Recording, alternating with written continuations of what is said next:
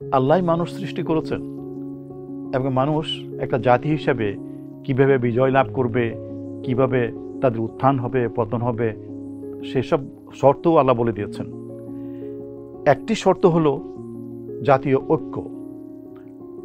আল্লাহ কোরআনে পাকে বলেছেন, ওয়াতাসিমু বিহাবলিল্লাহি জামিআন ওয়ালা তাফাররাকু, তোমরা আল্লাহর রজ্জুকে ঐক্যবদ্ধভাবে মজবুতভাবে ধারণ করো এবং বিভক্ত হইও না। অর্থাৎ বিভক্ত হওয়া যাবে না, বিভেদ সৃষ্টি করা যাবে না, ঐক্যবদ্ধ থাকতে হবে।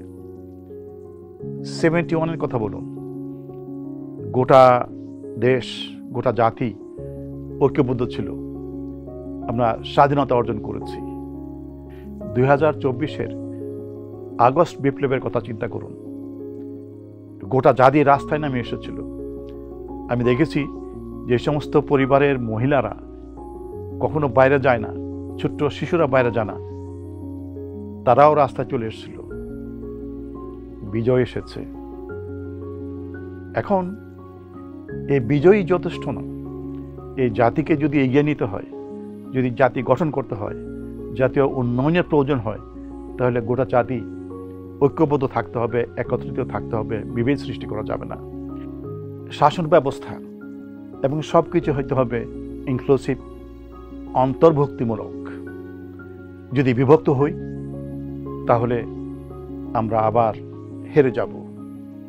ফিলিস্তিনে 40,000-এরও বেশি মানুষ শহীদ হয়েছে, মারা গেছে, তারা হত্যা করেছে।